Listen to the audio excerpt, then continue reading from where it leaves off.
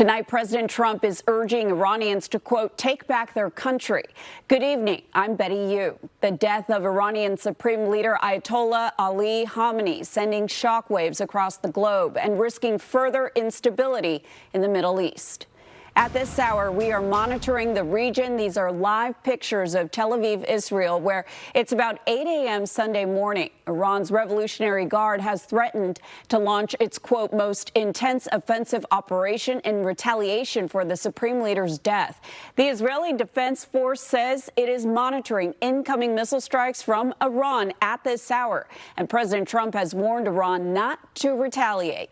It was about 24 hours ago the U.S. and Israel launched a major attack on Iran, killing the supreme leader and several other high-ranking military officials. Khamenei had led the country since 1989.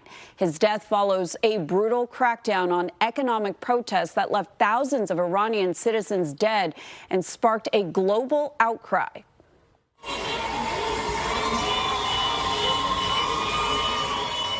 Video shows people celebrating in the streets of Karaj, Iran, following news of Khamenei's death. Our breaking news coverage continues with a closer look on what led to the strikes and what might come next. From Fox's Greg Palcott. Following a major joint attack by the U.S. and Israel, President Donald Trump says Iran's supreme leader, Ayatollah Ali Khamenei, is dead. In a social media post, he called the leader, quote, one of the most evil people in history.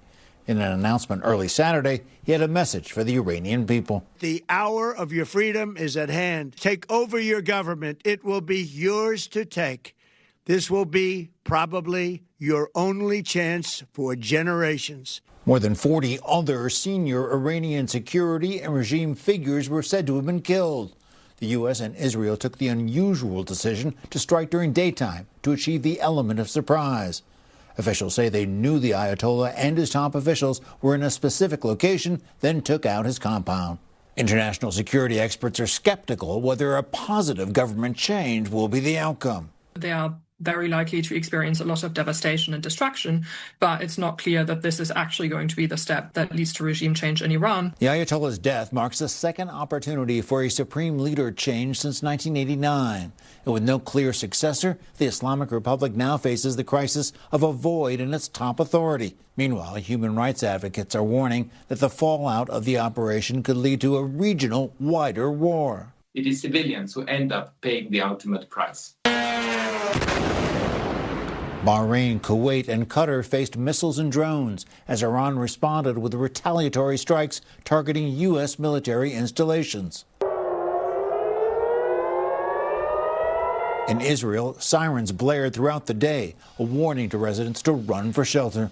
Those strikes could also rattle global markets. Economic experts warn the conflict could drive up oil prices. In London, Greg Palcott, Fox News.